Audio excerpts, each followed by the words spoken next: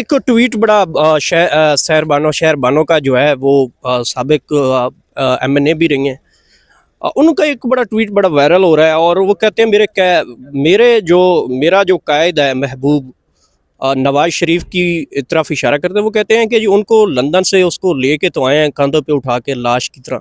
अब वो तो ना लाश कहीं दफना सकते हैं, ना लाश को सड़क पे रख सकते हैं और ना लाश को कुर्सी पे बैठा सकते हैं।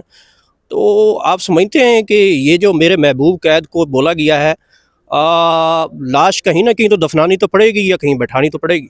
इसमें आज एक और भी आपने कल परसों एक दरख्वास्त लगाई है कि जो इलेक्शन है उसके शफाफ बनाने के लिए तकरीबन 70 के करीब लोगों के जो है वो फार्म छीन लिए गए, या तो पुलिस ने पकड़ के फाड़ दिए गए हैं या फिर कैंडिडेट्स को आने नहीं दिया जा रहा। हैरेसमेंट है।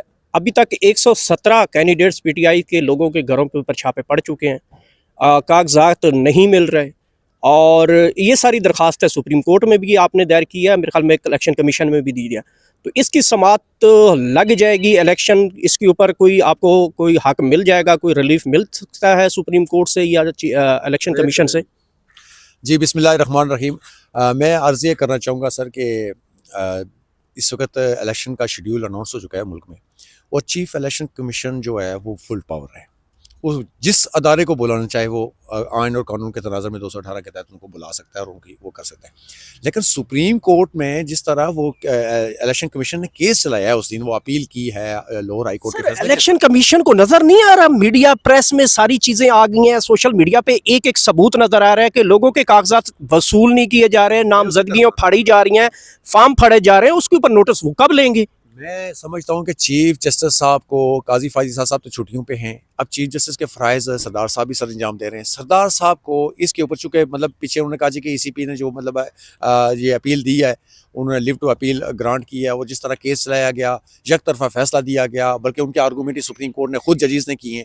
मैं अर्ज़ ये कर रहा हूँ जी कि वो तो कह रहे हैं कि 8 तारीख को इलेक्शन हो जाए, इलेक्शन तो हो जाएंगे, लेकिन फ्री एंड फेयर यकीनी कौन बनाएगा? इसीलिए दैट्स वाई 1.5 साल पहले खान साहब ने इसी इलेक्शन कमीशन के ऊपर अदम एतमाद किया था कि सिकंदर सुल्तान के नीचे फ्री एंड फेयर इलेक्शन मुतवक्को को सोच भी नहीं सकता बंदा के होंगे और वो फ्री एंड फेयर होंगे।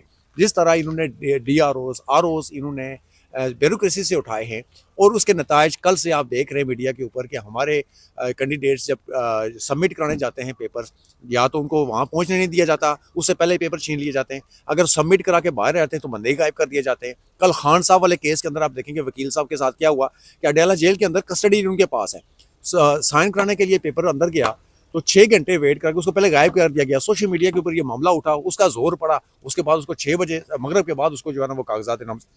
अच्छा मिर्जा साहब, एक ट्वीट बड़ा शहरबानो का जो है वो साबिक एमएनए भी रही हैं।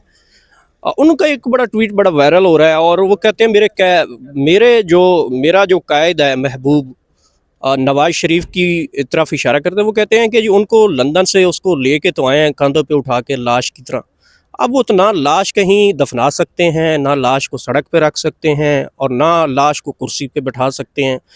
तो आप समझते हैं कि ये जो मेरे महबूब कैद को बोला गया है, लाश कहीं ना कहीं तो दफनानी तो पड़ेगी या कहीं बैठानी तो पड़ेगी। अरशाद भट्टी के बकौल मेरे महबूब कायद आ तो गए हैं पाकिस्तान में, लेकिन मेरे महबूब कायद के लिए रास्ता नहीं निकाला जा रहा। ये डे फर्स्ट को हमने कहा था कि इनके साथ गेम हो गई है, इनके साथ हाथ हो गया है, और जिन्होंने लाया है ना इनको वज़ारत उज़्मा के मनसब पे बैठाएंगे, वो किसी और को ऑफर देंगे।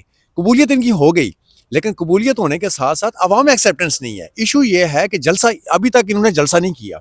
अभी इलेक्शन शेड्यूल अनाउंस हो गया है, ये जलसा नहीं कर पा रहे, लाहौर से इलेक्शन भी नहीं लड़ रहे। ये मेरे ख्याल में मानसरा देख रहे हैं, कभी मरी की तरफ देख रहे हैं, वहाँ के लोगों को झांसा देने की कोशिश कर रहे हैं, फिर उसके बाद कराची जाने की कोशिश कर रहे हैं, क्योंकि वहाँ पे जरदारी साहब बैठे हुए, पैसे की रहल पहल है उनके पास। हर बार कराची वाले लोगों का इम्तान लेंगे, बाहर से लोग जाके, शहबाज शरीफ भी सुना है वहाँ पे जा रहे हैं, और मरियम बीबी जो मोबाइल की एक्सपर्ट हैं, मोबाइल साथ रख के, वो भी मेरे ख्याल में कराची से लड़ रही है। और मेरे पंजाब के पाकिस्तानियों में आपसे रिक्वेस्ट करता हूँ कि मुस्तकबिल की CM है आपकी, खुदा के लिए इससे ऐसी गलती मत कीजिएगा, कहीं ऐसा ना हो कि आपकी वीडियो पे इनके हाथ लग जाए, कोई पर्सनली वीडियो उठा लें। मोबाइल में समझता हूँ अदारे को जो है ना, अदारों को इनका मोबाइल रिकवर करना चाहिए। ये कहती हैं जी जो भी वीडियो मैं रिलीज़ करती हूँ तो अपने बाप से परमिशन लूँगी, तो इसका मतलब सादा करता धरता मियां नवाज शरीफ है। और ऐसे मौके के अंदर जिस तरह आपने देखा कि इलेक्शन कमीशन में केस चल रहा था हमारा, तारक फजल चौधरी साहब इस्लामाबाद से, उन्होंने हमारे अपने वर्कर्स को PTI के वर्कर्स बना के भेजा, वो बीच चौराहे में हंडी फट गई, उसी वक्त मामला सारा गोल हो गया।